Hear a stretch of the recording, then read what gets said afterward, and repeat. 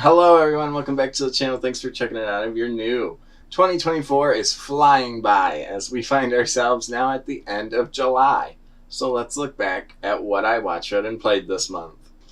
This month, I was extra busy. A lot of movies, a lot of TV shows, a whole lot of media, art, and content this month. So let's get right on into it. So to start us off, I actually have something that's not a movie, TV show, anything like that. Instead, I have a Broadway play, and that's Back to the Future the Musical. I've got my shirt here because my friends and I road tripped to go see Back to the Future the Musical. It is now currently on its North American tour, and I fell in love with this show. I've got a more in-depth video that I'm currently working on that I'll hopefully have out in like a week or so. But this is obviously an adaptation of the first Back to the Future movie that they've now made into a musical. So I fell in love with this. I find that the Back to the Future, the first movie, is like a perfect screenplay, a perfect script. And so they had the massive challenge of adapting this thing into a stage show. And I think they did it really well. Again, I'm going to have a more in-depth video, but if it's coming to a town near you, definitely check it out. I'm not going to hold you up too much longer because, again, that big in-depth video. So then moving on to the movies that I watched this month. So in preparation for the musical, I did watch all three Back to the Future movies. Even though the musical is based off of the first movie, there are Easter eggs and hints at the sequel films, and so it is fun. I rewatched it. Obviously, it's not essential. You don't have to, but it was fun because then you can, that's a reference to the second movie, actually. And so, yeah, I love those movies. I think all three of them are great. Like, obviously, I think part one is the best of them, but they're all so good, and they work so well as one big, like, 6-hour unit. And then following that, I watched maybe one of the worst movies of this year. That was Descendants, The Rise of Red. We watched this over on Morgan M. Steele's channel. That reaction video will be coming soon. And so this is the fourth Descendants movie, and I'm not really familiar with this franchise all too much. Like, that's where Morgan, Phil, and Natalie are the experts. But Descendants is about, like, the Disney villains' kids. So, you know, like, the son of Jafar, and the son of Cruella de Vil, and the daughter of Maleficent, things like that. And they did all those three. And now this one is a kind of spin-off, fourth one, whatever you want to call it. Like, it's all new characters. And it is a movie that exists. Like, I'm sure the little Disney Channel kids are eating it up, but it's pretty inconsequential. Like, especially because it's rumored that it is a part one. Because the movie does literally just end. Like, it does not have an ending right now. It just cut to credits. The movie is over, and you're like, what? So, yeah. Heads up for that if you haven't seen it already. But this one follows Cinderella's daughter and the daughter of the Queen of Hearts as they go back in time to, like, fix their parents' rivalry. And, yeah.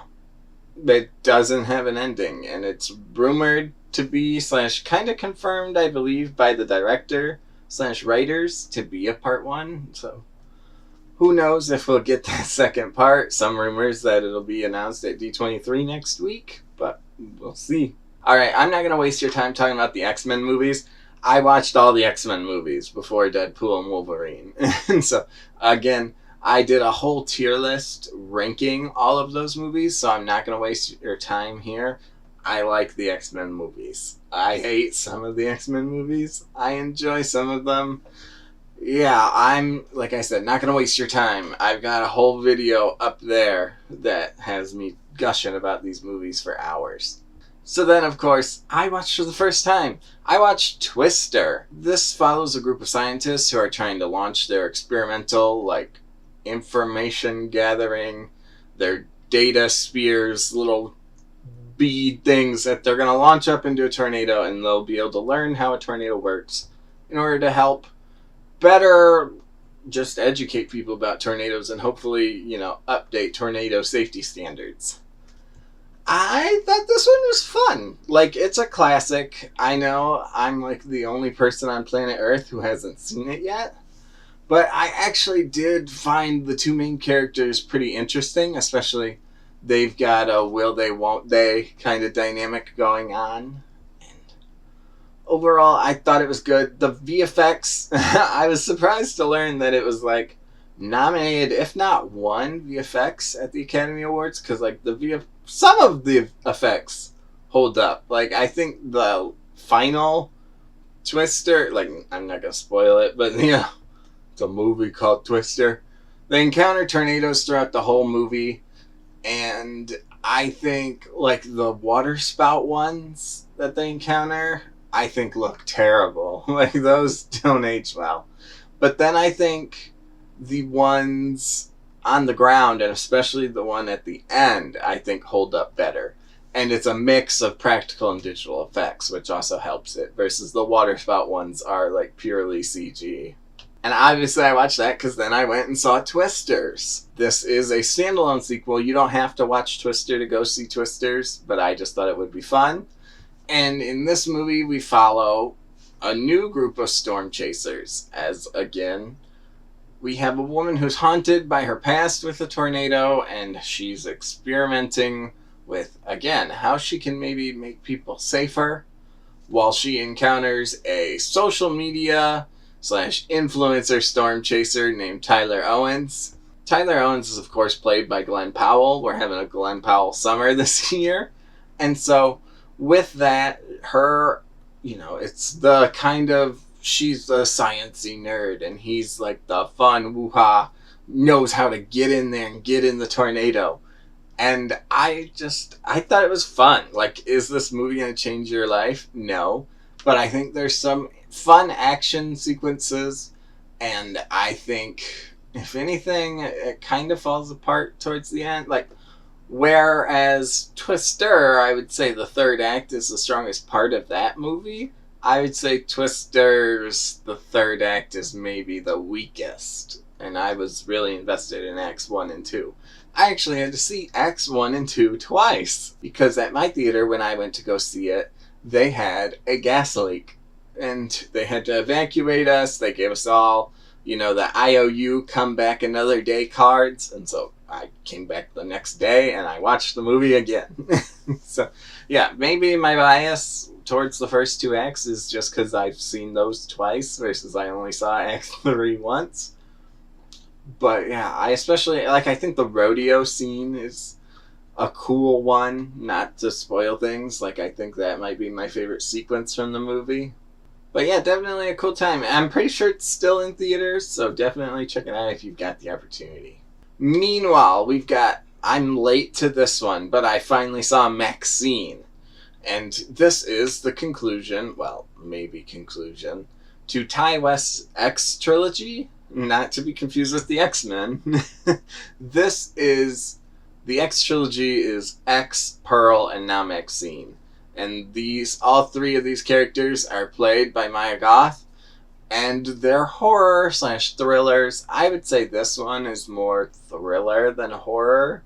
So this third film follows the character Maxine as she's trying to transfer from the adult film industry into the film industry, but during which there is a serial killer loose in LA.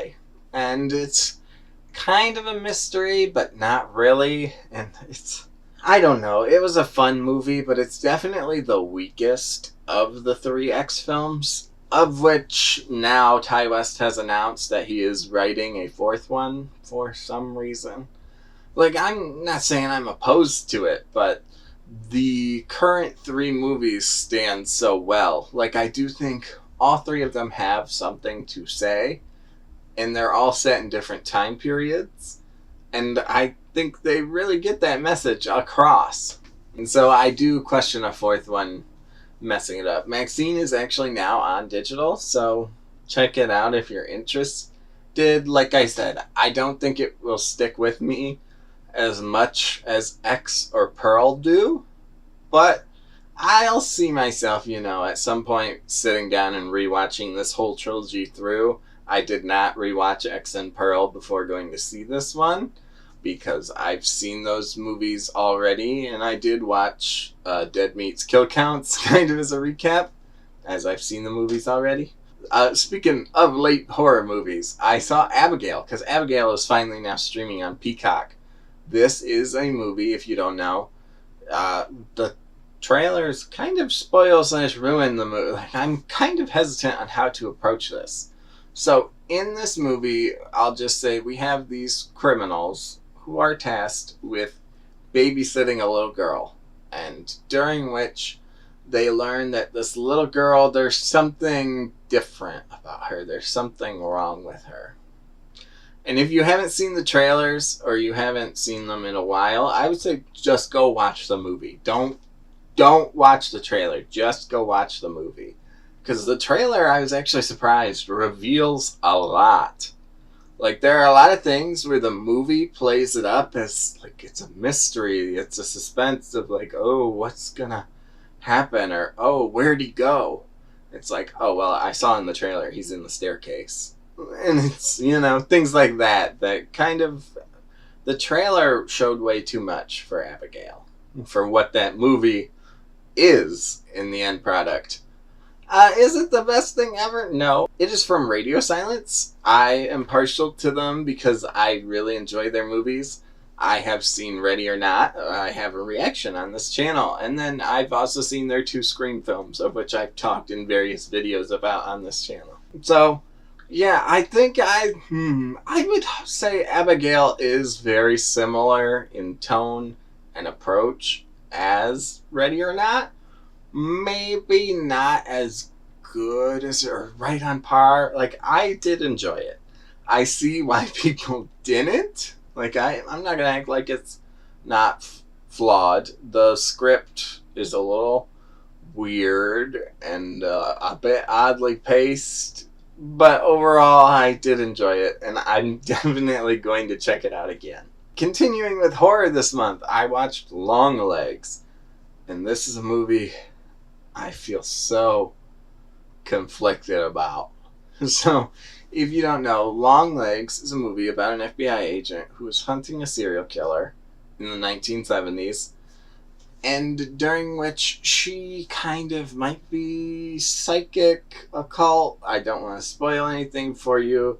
Like, it's maybe implied, maybe it's very direct, depending on how you see it. But, so she's hunting this serial killer who is killing people mysteriously with their own household objects. He's played by Nicolas Cage. And I both really liked this movie and could let it go. Which might sound weird, because honestly, I think the first act of this movie is super strong. It's only like 90 minutes. It's very short. So, like, the first 30 so minutes, I was down. But I do think it starts to drag a bit. And then by the third act, if you're not on board already, you're gonna check out for that third act. So, yeah. Longlegs is definitely a movie I would say I do want to see it again. Like, I want to revisit it. Am I going to go out to theaters and see it again? No, I'll check it out when it's finally on a streaming service. But for now, yeah, give Longlegs a check when you've got the time or the curiosity. And then, of course, the big one this month, I've got the popcorn bucket right here. I did not get the AMC one, with the mouth. That was sold out, but I did get the Cinemark head, which I enjoy a lot. I want to put it back here on the shelf, after I figure out what I'm doing with all this. And so, of course, that's Deadpool and Wolverine. This is the conclusion to the Fox era of X-Men movies. This is, of course, the third Deadpool movie, but not really. Like, Ryan Reynolds has said in interviews he does not view this as Deadpool 3. He has said that this is like a in-between spin-off, in-between chapter. And so I'm curious if we will get Deadpool 3. I'm not going to spoil the movie, especially with how recent it is. But I liked it. It's definitely flawed. Like, I think there are a decent number of jokes that won't hit for some people. Like, there are some inside baseball jokes.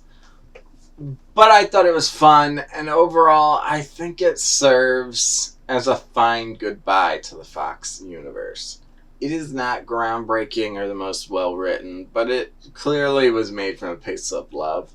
So I would say if you're at all interested, go check it out. Then, because I was on a Glenn Powell high from Twisters and wanting to continue my Glenn Powell summer, I finally watched Netflix's Hitman. This is a movie about a man who works for the police. He's just like a psychology teacher, sociology teacher, either sociology or psychology. Anyways, he works with the police to help them catch potential killers and or people who would hire a contract killer.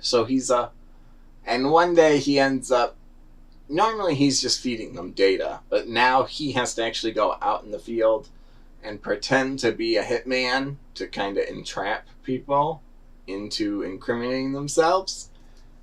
And during which he kind of enjoys it and questions if, the teaching and behind the scenes is really what he wants to do with his life. And I thought this movie was really fun. I liked it, but it's very similar to Descendants, The Rise of Red for me, where I feel like the movie just ends.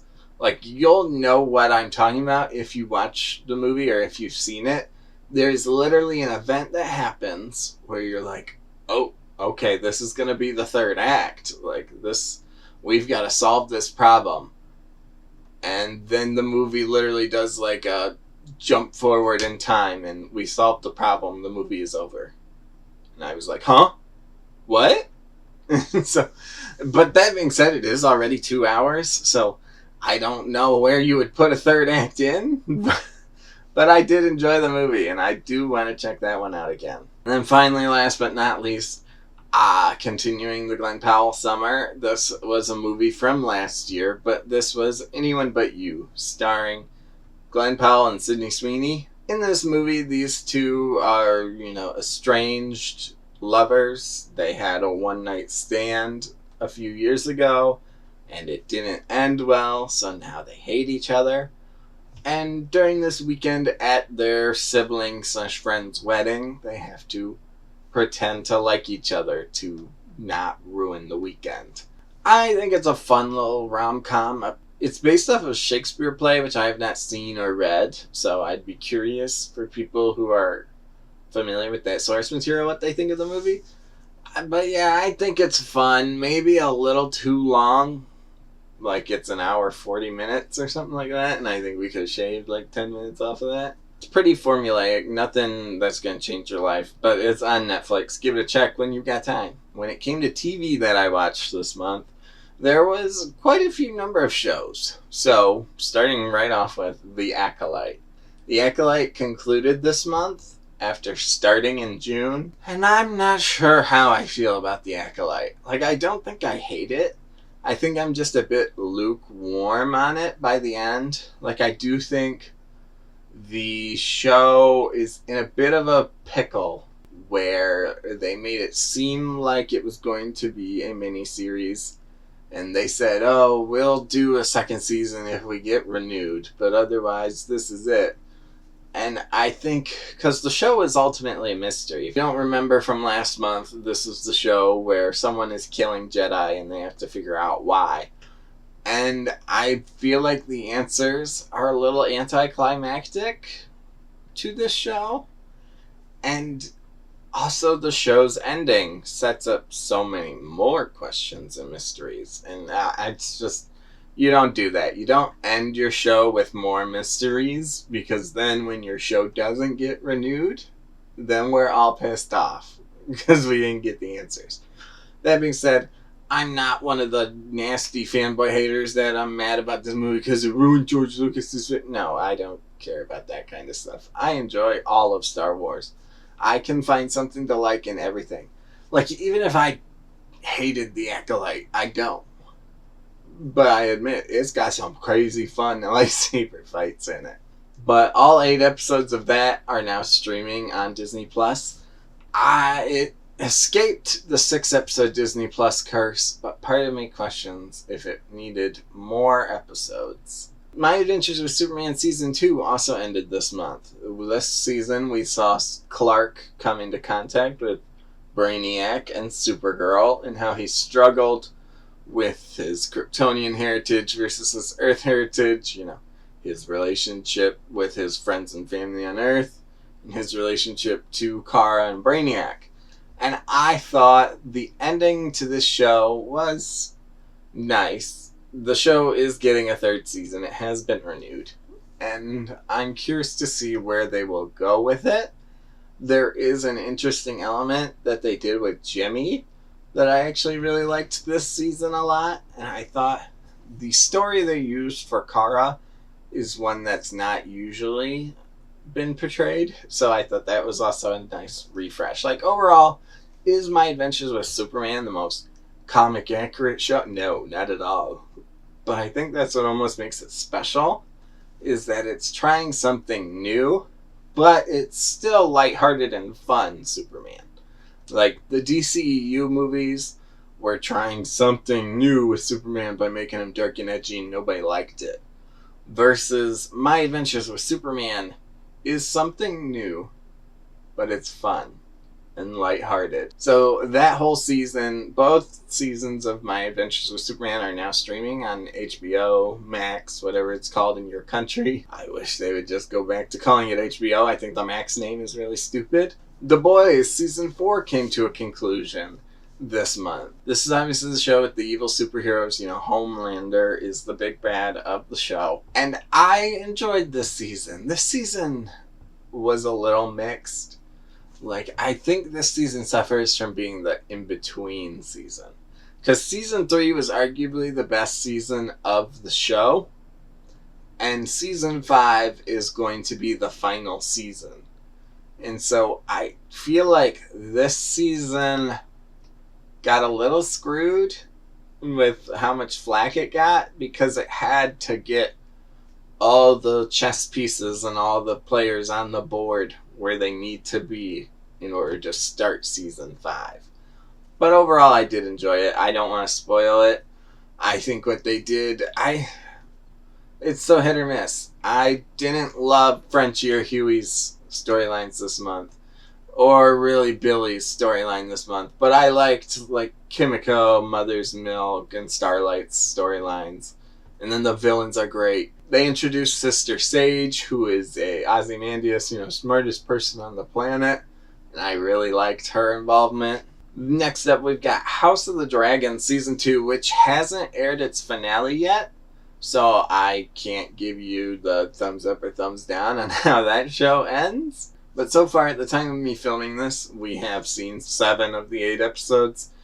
And I think House of the Dragon Season 2 suffers the same way The Boys Season 4 does. There are some cool sequences, and there is some cool plotting, but it's an in-between season. I'm feeling that Season 3 is going to be the final season of House of the Dragon, or at least with these current characters. We might jump forward in time again further in the future of House Targaryen. But at least for now, I believe they said that when they first started the show. It was either going to be 3 or 4 seasons. And so yeah, this season has been interesting. They're experimenting with how the blacks and the greens, how the blacks who don't have the throne proper can get that foot up using maybe the common folk. And I think this show is interesting because it is almost like early seasons of Game of Thrones. A lot of the political talk. I think where this show suffers is that it's only the politics right now. Versus in Game of Thrones, you would cut away and okay, what's Arya doing? Or, what's Jon doing at the wall? Versus here, we are stuck in either Dragonstone or King's Landing all season long. And the Daemon plotline is going nowhere. And so, yeah, it's an interesting little show that I'm excited to see how it ends next week. Speaking of being late for things, I finally watched Watchmen 2019. This is, of course, a sequel to the Alan Moore graphic novel, and it follows a woman in a small town as she has to uncover a mystery of a conspiracy group slash racist, a kind of KKK allegory. And I found this one interesting because it was the grounded. Watchmen has always kind of been the grounded. What if superheroes were in the real world? Like, that's what The Boys was at the start. I think it's gotten more fantastical as it's continued on. But I think Watchmen really does, especially because a lot of the heroes in Watchmen don't actually have superpowers. They are just people who know kung fu and wear a mask. And so I thought this show was really good. Touches on a lot of relevant, maybe sadly always relevant topics in America, like racism and segregation and diversity, and just oh my god, it was so good. I'm sorry that I'm so many years late. It made me want to dive deeper into Watchmen, but I know that the supplementary materials for Watchmen are not that good. I talked about the X-Men movies earlier, and of course we had to watch some X-Men shows. My friends and I watched Pride of the X-Men. This is the canceled, I believe, 1989 pilot of where they were originally going to start an X-Men show before the X-Men the Animated Series existed. But it's not great. And so the show didn't get picked up. Honestly, also after watching some interviews with the creators, though, it's amazing they were able to put together what they did. Because they talk about how it was so last minute. They had such short deadlines, and they were given, these are the characters you can pick from. And so it's fun, interesting, and it gave us the video game that we played on this channel as well. So it's whatever. It's on YouTube, Internet Archive, anywhere you want to watch it. It's out there on the internet now. So check it out if you're at all interested and have 30 minutes to waste. And then, of course, you guys are sick of hearing me talk about X-Men 97, but I did watch X-Men 97 again for a third time now with my friends, as Phil with 1L and I showed our friends, Morgan M. Steele and Natalie, X-Men 97. We watched the pilot episode back in July, and now in August, as I'm filming this, we have started watching the rest of the show, so those videos will be coming soon. And finally, what a weird way to end my list of shows is I'm also very late to Ted. Yes, this is the Talking Teddy Bear show, based off of the Seth MacFarlane movie. And so, if you don't know, Seth MacFarlane is the creator of Family Guy. He's the voice of Peter. He's the voice of Bryant. He voices basically everybody in Family Guy. And so he also created Ted. He voices Ted, the talking teddy bear that came to life in 1985. And, he's the pot-smoking alcoholic teddy bear in the movie. And this is a prequel to the movies based on teenage John and Ted. And it's a fun little series. Each episode, the first episode is an hour, but then each episode after that is 30-ish minutes. I think it's really funny, and it has been renewed for a season 2, so congrats to them. But yeah, it's on Peacock right now. I believe, if I remember correctly, it's 9 episodes. So it's pretty short watch, 9 30-minute episodes. I'd definitely give it a check when you got time. I've also got to give credit to the actor who plays young John, because he's working his ass off to do a Mark Wahlberg impression, and it's totally believable. He does sound like young Mark Wahlberg, or at least the young version of Mark Wahlberg's character in those movies. And then this Ted show is the best thing Seth MacFarlane has done in years. We all talk about how Family Guy isn't that great anymore. Moving on to things I read this month, I have put Light of the Jedi on a bit of a hold at the moment. I bought all those High Republic books when I was on the high from the Acolyte, and now I've kind of waned off of it, so I do still want to read them. I was enjoying The Light of the Jedi. I just only read a chapter or 2 this month. I'm really bad at sticking with books and making sure I finish them. So I do want to finish this book. I plan to. can multitask while watching something. You can't multitask while reading something unless you have an audiobook, which is what I'm doing for Remarkably Bright Creatures. This is, of course, a story about a woman who is near the end of her life, kind of having her 3/4 life crisis, as she befriends an octopus who is also nearing the end of his life in the aquarium where she is the janitor maintenance woman. So it's fun to see these two characters and the way they interact without necessarily speaking. Like, we, the audience, can hear Marcellus. Like, he talks and we can hear it, but she can't hear him talk. You know, it's one of those kind of stories. And so it is interesting to see them communicate and how it's kind of, they're all trying to help each other solve their own trauma. I don't want to spoil the book. And I plan on probably doing a video on it because I did enjoy the book. I'm almost done with it. I've got a few chapters left. Then for Nando V Movies Book Club, we read Transformers Energon Universe Volume 1. This is the new... The Energon Universe is this connected comics universe from Hasbro that is G.I. Joe, Transformers, and then an original new story called Void Rivals. I have never been into G.I. Joe, and I haven't checked out Void Rivals yet, but I love the Transformers, and so we read this one this month, and I jumped right on board for it. And this story is basically a soft reboot of Transformers. It is almost, I personally akin it to a dark retelling of the original, like, 1984 show, like the pilot, because it does have that, like, Saturday morning silliness of Starscream being like, "Wow, I want to be in charge." But then you also have Starscream literally pick up a human and squish them in his hand. And he's laughing while their blood runs to his fingers. And so it's a mix of, like, a dark story while also being very funny. And I loved this book. I can't wait for Volume 2. I have some individual issues of comics, but I do try to wait for the trade paperbacks just so that it's all one nice collected book. So I'm currently waiting on Volume 2. I don't think that comes out till, like, November, but I'm excited to continue that storyline.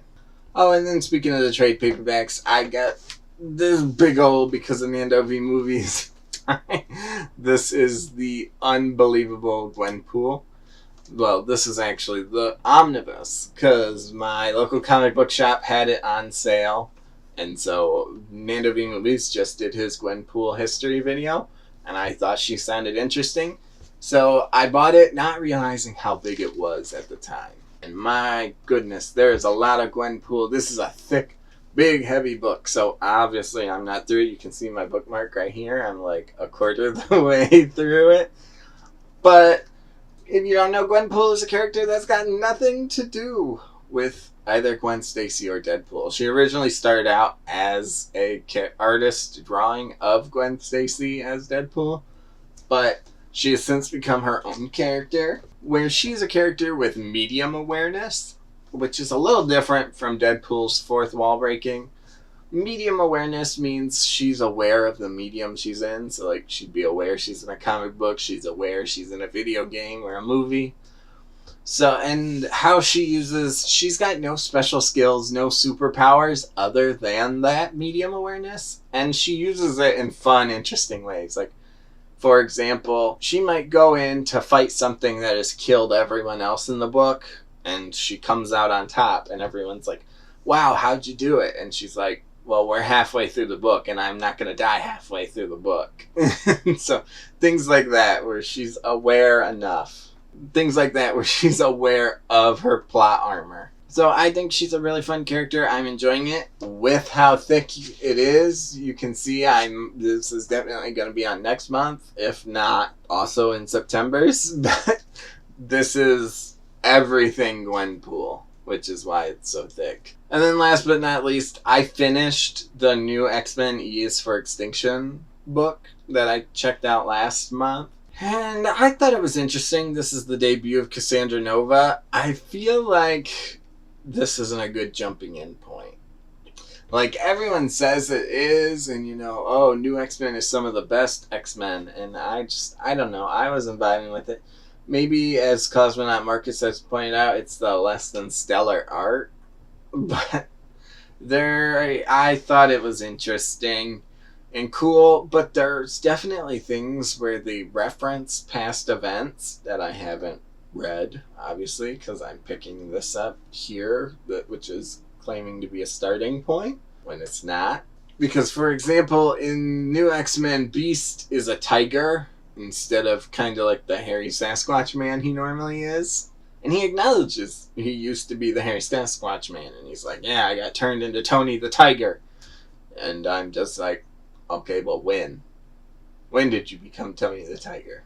And so I don't know if maybe I need to continue reading New X-Men and that explanation comes up later, or if I need to go back into older X-Men comics to get that answer. But I thought it was an interesting story and might come back to it after I do a little more X-Men research. Alright, video games this month. It's the same old, same old. Overwatch 2 is still ongoing. The season is about to end in August, and I think this game is in a weird place. They did a big patch near the end of the month that was awful. Like, they took away everybody's abilities and gave them terrible cooldowns. I am a Pharah main, and they reduced her boop rocket, the rocket that knocks you back. It used to deal 30 damage, and now it deals 0. And I had become so reliant on that being a finisher. Because if you get somebody super low, they've got 20 HP, and you shoot them with the knockback rocket, it kills them. Versus now it does 0 damage. So you're like, oh, I can get that Ana. She's only got 20 HP. And you fire the knockback rocket out of habit, and it does nothing to her. She just keeps running away. So I think Overwatch 2 is in a weird place right now. But I'll still keep playing it. Meanwhile, of course, I'm still playing a ton of Fortnite. This season is going on a bit long, but maybe that's just because I feel that because it's the summer right now, where things are a little easier, a little more laid back, and then, when we're back in the fall and everybody's back to school, back to work, stuff like that, it'll all start, oh my god, when do I have time? But at least for now, I think this season of Fortnite has been fun. I do not like Reload. I'm sorry. I know a lot of people like Reload and it was the only good thing this season. I actually liked the cars and the Nitro Fist and the Magneto powers. I always loved the gimmicks of each season. The guns are fine, the guns are fun, but I find the fun with the mythic abilities they add, and the Nitro Fist, the Magneto abilities, the cars this season. Do I want the cars to stick around for next season? No. Get rid of the cars, the fist, and the Magneto gauntlets. Start anew with next season. It's going to be Marvel themed, so go crazy with it. But yeah, I don't find Reload satisfying, because Reload is the new mode they introduced where it's a small version of the OG map, but you respawn if at least one member of your team is alive, and I find it so frustrating. Because you just end up stuck in endless loops of killing each other. Because you do spawn, not the first drop, but if you respawn, you do respawn with a gray assault rifle. So you can fight back, and it's just a constant cycle of they kill you, you drop right back on them and kill them, and then they respawn and kill you, and then you respawn and kill them. It's... I don't know. I don't feel it's this satisfying. Versus, at least in normal Fortnite matches, it's okay, I killed them, they're dead, or okay, they killed me, I'm dead.